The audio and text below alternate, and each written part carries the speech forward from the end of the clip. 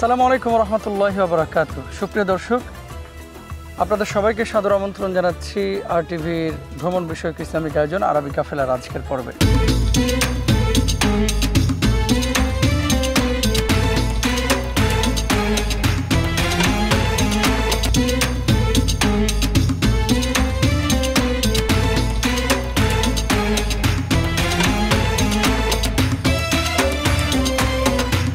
Title sponsor Live Boy. Award by Prawn Recipe Mix. Co-sponsor Shima Steel SARM. দর্শক, আজকে মিশরের Cairo থেকে প্রায় 120 কিলোমিটার দূরে আমরা এখন অবস্থান করছি ফাইয়ুম এলাকায়। ইউসুফ আলাইহিস সালাতু ওয়াস সালামের যে সমস্ত এলাকায় পদচারণা ছিল, এই এলাকাটি একটি গুরুত্বপূর্ণ এলাকা।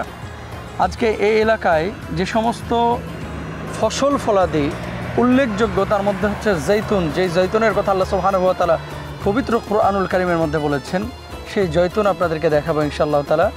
এবং আবাদি অন্যান্য জমিনে তারা কিছু ফসল ফলাদি উৎপাদন করেন। হযরত ইউসুফ আলাইহিস সালাতু ওয়াস সালামের জামানাতেও যেগুলো ছিল, আমরা এই সমস্ত বিষয়গুলো আজকে আপনাদের সামনে তুলে ধরবো ইনশাআল্লাহ। ইউসুফ আলাইহিস সালাতু ওয়াস সালামের জীবন ইতিহাসও তুলে ধরবো ইনশাআল্লাহ সংক্ষিপ্ত আকারে। আমাদের সঙ্গে রয়েছেন শেখ সাদিকুর রহমান আল আজহারি। আমরা প্রথমে আপনাদেরকে এই এলাকার কিছু চিত্র ঘুরে ঘুরে দেখাচ্ছি। চলুন সম্মানিত শেখ, চলুন।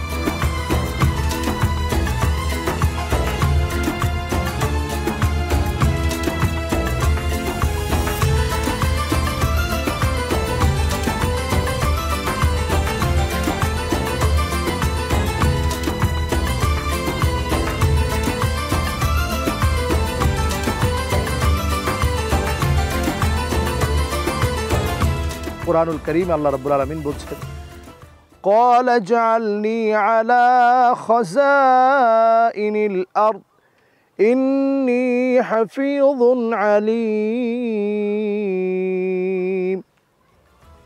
ইউসুফ আলাইহিস সালাতু ওয়াস সালাম বলেছিলেন, আমাকে যেন খাদ্যের দায়িত্বে নিযুক্ত করা হয়।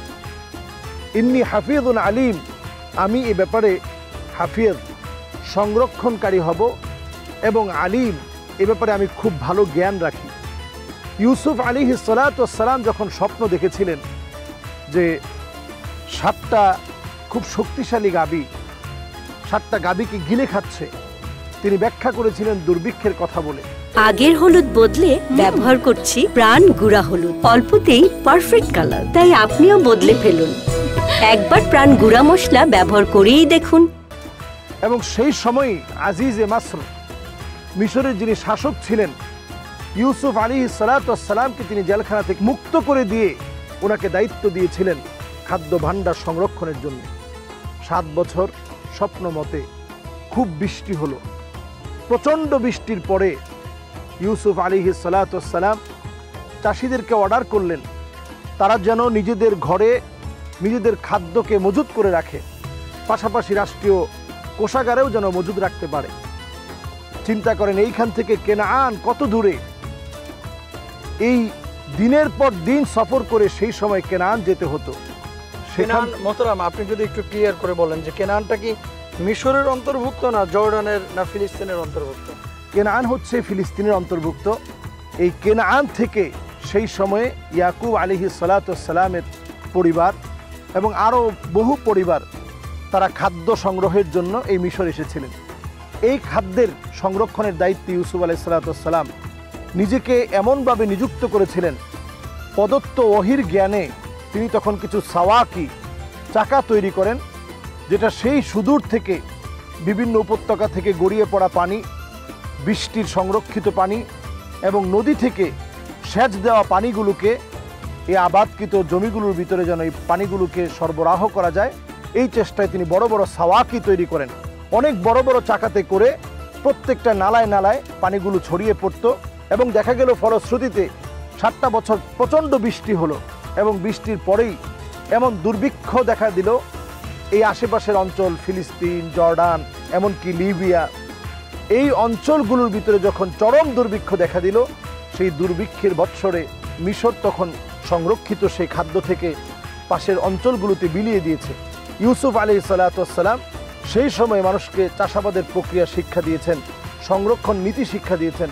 জি মোহতারাম, আরেকটি বিষয় আপনার কাছে জানতে চাচ্ছি, ইউসুফ আলাইহিস সালাতু ওয়াস সালামের জন্ম হয়েছিল কোথায় এবং সেখান থেকে তিনি কিভাবে এই মিশরে এসেছিলেন? এই ব্যাপারে যদি সংক্ষিপ্ত আমাদেরকে বলতেন। ইউসুফ আলাইহিস সালাম ইয়াকুব আলাইহিস সালামের বড় আদরের সন্তান ছিল। তিনি ছোটবেলাতেই বাবার কাছে অতি আদরের হয়ে ওঠেন এবং তিনি স্বপ্ন দেখেন, ইন্নী রাআইতু আহাদা আশারা কাওকাবা। আল্লাহ রাব্বুল আলামিন ইন্নী রাআইতু আহাদা আশারা কাওকাবা, 11টা তারকা বলতে তার ভাইদেরকে বোঝানো হয়েছে। ওয়াশ শামসা ওয়াল কামার, আর এরপরে সূর্য আর চাঁদ, এই দুইটা ওনার মা আর বাবাকে বোঝানো হয়েছে। জি। ইয়াকুব আলাইহিস সালাম যেহেতু খুব ভালো স্বপ্নের ব্যাখ্যা করতে পারতেন, তিনি বুঝে ফেললেন আমার এই সন্তান সাধারণ না। ইয়াকুব আলাইহিস সালাম বললেন, তোমার এই ঘটনাটা তুমি তোমার কোনো ভাইকে বলবে না, এই স্বপ্নের কথা কাউকে বলবে না, তাহলে তারা তোমাকে হিংসা করবে। নাহনু নাকুসু আলাইকা আহসানাল কসাস, সবচেয়ে সুন্দর ঘটনা বলে আল্লাহ রাব্বুল আলামিন আখ্যায়িত করেছেন সূরা কসাসকে। এই সূরা কসাস পড়লে চোখের পানি চলে আসে। ওনার ভাইরা ইউসুফ আলাইহিস সালামকে নিয়ে কূপের মধ্যে ফেলে দিলেন। সেখান থেকে এই বণিক দল যারা গিয়েছিল মিশর থেকে সেই কেনানের ঘটনা, সেখান থেকে যখন বণিক দল যখন কুয়ার মধ্যে বালতি ফেললো, সেই বালতিতে ইউসুফ আলাইহিস সালাম উঠে আসলেন। এই পুরো জায়গাতে আল্লাহ রাব্বুল আলামিন জিবরিল আলাইহিস সালামকে পাঠিয়ে সহযোগিতা করলেন। ইউসুফ আলাইহিস সালাম যখন এখানে আসলেন, উনি আজিজে মাসর, মিশরের শাসকের ঘরে লালিত পালিত হলেন। বড় হওয়ার পর যখন ওনাকে ফিতনায় ফেলে দেওয়ার চেষ্টা করলেন, আজিজে মাসরের যে স্ত্রী ছিল জুলাইখা, ফিতনায় ফেলে দেওয়ার চেষ্টা করার পর ইউসুফ আলাইহিস সালামকে জেলখানার মধ্যে যখন বন্দী করা হলো, ইউসুফ আলাইহিস সালাম জেলে থাকার পর তিনি আল্লাহর কাছে বলছেন, রব্বি সিজনু আহাব্বু ইলাইয়া মিম্মা ইয়াদউনানি ইলাই। আল্লাহ, যেই দিকে আমাকে ডাকা হচ্ছে, জেনার দিকে যাওয়া, এটা কোনো নবীর জন্য সম্ভব হতে পারে না। আল্লাহ, এর চাইতে আমি বরং জেলখানায় থাকি। জেলখানায় তিনি বন্দী থাকলেন। রাজা নিজেও বুঝলেন যে জুলাইখা সে অন্যায় করেছে, ইউসুফ আলাইহিস সালামের কোনো অন্যায় নেই। তারপরেও সম্মান বাঁচাতে ইউসুফ আলাইহিস সালামকে জেলখানায় রাখা হলো। ইউসুফ আলাইহিস সালাম জেলখানায় যখন মানুষকে বিভিন্ন স্বপ্নের বিষয়ে বললেন, নাসিহা করলেন, লোকেরা অবাক হয়ে গেল ইউসুফ আলাইহিস সালামের প্রজ্ঞায়। সেই সময় ইউসুফ আলাইহিস সালাম বললেন, এই মিশরে প্রচণ্ড বড় ধরনের একটা দুর্ভিক্ষ আসছে, আশেপাশের অঞ্চলে দুর্ভিক্ষ দেখা দিবে। সেই দুর্ভিক্ষের সময়ে করণীয় কাজ হিসেবে তিনি সাওয়াকি বড় বড় চাকাগুলো স্থাপন করে পানি সেচের মধ্য দিয়ে ফসল সংরক্ষণ করে গোটা একটা জাতি, শুধু না এই জাতির আশেপাশের যে অঞ্চলগুলো ছিল সেখানেও তিনি খাদ্যশস্য পৌঁছে দিয়েছিলেন।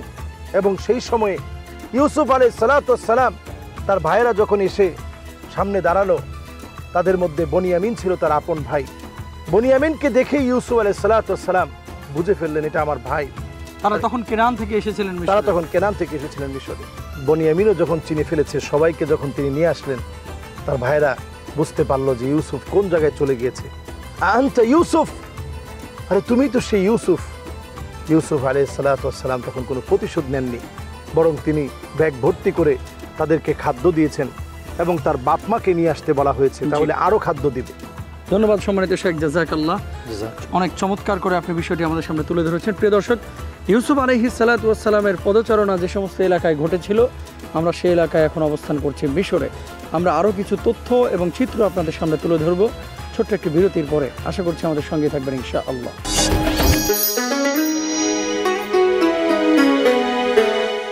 আগের হলুদ বদলে ব্যবহার করছি প্রাণ গুঁড়া হলুদ। অল্পতেই পারফেক্ট কালার, তাই আপনিও বদলে ফেলুন।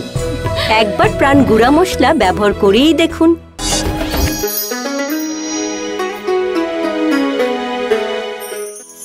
আলহামদুলিল্লাহ, বিরতির পর আবারও সবাইকে সাদর আমন্ত্রণ জানাচ্ছি। প্রিয় দর্শক, আপনারা দেখছেন আপনাদের প্রিয় অনুষ্ঠান আরবি কাফেলা। ইউসুফ আলাইহিস সালামের পদচারণা যে সমস্ত এলাকায় ঘটেছিল, আমরা সেসব এলাকা আজকে আপনাদেরকে দেখাচ্ছি। এই এলাকায় প্রচুর ফসল আদি হয়। এখানে যেমন জাইতুন হয়, তিন হয়, তরমুজ হয়, গম হয়, খেজুর হয়। আপনাদেরকে আমরা সবগুলোই অল্প অল্প করে দেখানোর চেষ্টা করব। এখন ইউসুফ আলাইহিস সালামের এই এলাকায় যে জাইতুন ফল, জাইতুন নিয়ে সম্মানিত শেখের কাছে আমরা ফিরে যাচ্ছি। এই ফলটার ব্যাপারে তো আল্লাহ তাআলা কোরআনুল কারিমেও বলেছেন। সম্মানিত শেখ, যদি বলতেন এই এলাকার অন্যান্য ফসলের ব্যাপারে কি কি দেখছেন?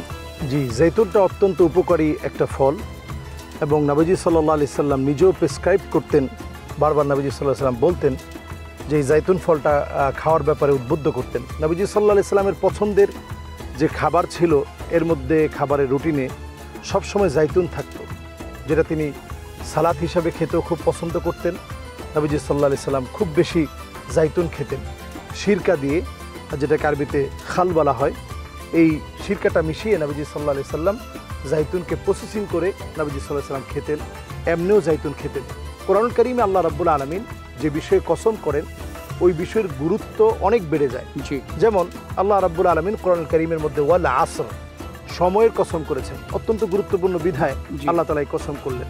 ওয়াত্তিন ওয়াজ জাইতুন বলেছেন, তিন এবং জৈতুন দুটোই মানুষের শারীরিক সক্ষমতা, মানুষকে সুস্থ রাখা, অনেক রকমের দুর্বলতা অসুস্থতা থেকে কাটিয়ে ওঠার জন্য এই ফল দুটি অত্যন্ত গুরুত্বপূর্ণ, সায়েন্টিফিকভাবে এটা প্রমাণিত।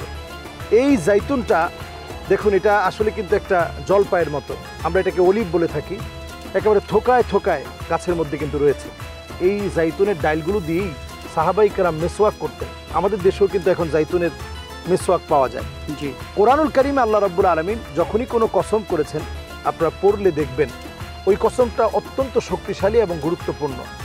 কারণ আমরা যখন কসম করব, আমরা কসম করব আল্লাহর নামে। আল্লাহ রাব্বুল আলামিন কসম করবে কোন বিষয় নিয়ে? আল্লাহ রাব্বুল আলামিনের চাইতে বড় কেউ নেই। আল্লাহ তাআলা তিনি সবার বড়, তিনি কাদের কুদরত, সবচাইতে ক্ষমতাধর তিনি। আল্লাহ তাআলা কসম করেন এমন সব বস্তুর ব্যাপারে যেটি সত্যনিষ্ঠ। এর গুরুত্ব বাড়ানোর জন্য আল্লাহ রাব্বুল আলামিন কখনো কখনো যখন কোনো কসম করে থাকেন এর গুরুত্ব আরও বেড়ে যায়। জি, এজন্য আল্লাহ রাব্বুল আলামিন যখন ওয়াত্তিন ওয়াজ জাইতুন বলেছেন, এরপর ওয়াহাদাল বালাদিল আমিন, দুই জায়গাতে আল্লাহ রাব্বুল আলামিন বালাদুল আমিন বলেছেন। তো দেশের সাথে নিরাপত্তার কথা যখনই এসেছে, জি, এই আয়াতে কারিমা আসছে। আবার উদখুলু মিসরা ইনশাআল্লাহু আমিনিন, মিশরে প্রবেশ করো, নিরাপত্তা পাবে, যে কথাটা বলেছিলেন সুবহানাল্লাহ বিহামদি, যে কথাটা বলেছিলেন ইউসুফ আলাইহিস সালাতু ওয়াস সালাম তার পুরো পরিবারকে দাওয়াত করে আমন্ত্রণ করে তিনি বলেছিলেন উদখুলু মিসরা ইনশাআল্লাহু আমিনিন। ইয়াকুব আলাইহিস সালাতু ওয়াস সালাম তিনিও বলছিলেন উদখুলু মিসরা ইনশাআল্লাহু আমিনিন, মিশরে প্রবেশ করো, আল্লাহ চাইলে এই ভূমিটা অনেক নিরাপদ হবে। তো নবী আম্বিয়া আলাইহিমুস সালাম যে ভূমিকে নিরাপত্তায় বেষ্টিত মনে করতেন, সেই বরকতপূর্ণ জায়গায় আমরা আজকে জাইতুনের যে বাগান আপনাদেরকে দেখাচ্ছি। ধন্যবাদ সম্মানিত শেখ, জাযাকাল্লাহ আপনার মূল্যবান সময় দেওয়ার জন্য। প্রিয় দর্শক, অনেক শিক্ষা আজকের পর্ব থেকে আমরা পেলাম। আল্লাহ সুবহানাহু ওয়া তাআলা কাকে কোথা থেকে কোন পর্যায়ে নিয়ে যান এটা আল্লাহ সুবহানাহু ওয়া তাআলাই ভালো জানেন। ক্ষমার শিক্ষা আমরা পেলাম, ধৈর্যের শিক্ষা আমরা পেলাম, এবং একজন মানুষকে জেলখানা থেকে আল্লাহ তাআলা যে মন্ত্রিত্ব দান করতে পারেন, তারপরে কূপে নিক্ষিপ্ত একজন নিঃস্ব বাচ্চাকে আল্লাহ সুবহানাহু ওয়া তাআলা, ইয়াতীম বাচ্চাকে যে আল্লাহ সুবহানাহু ওয়া তাআলা এত বড় করতে পারেন, সেই শিক্ষা আমরা পেয়েছি। আজকে বিদায় নিচ্ছি, আগামীকাল নতুন পর্বে নতুন স্থাপনা আবারও দেখা হবে ইনশাআল্লাহ। সবাই ভালো থাকুন, সবার জন্য দোয়া এবং ভালোবাসা। আল্লাহ হাফেজ। আসসালামু আলাইকুম ওয়া রাহমাতুল্লাহি ওয়া বারাকাতুহু।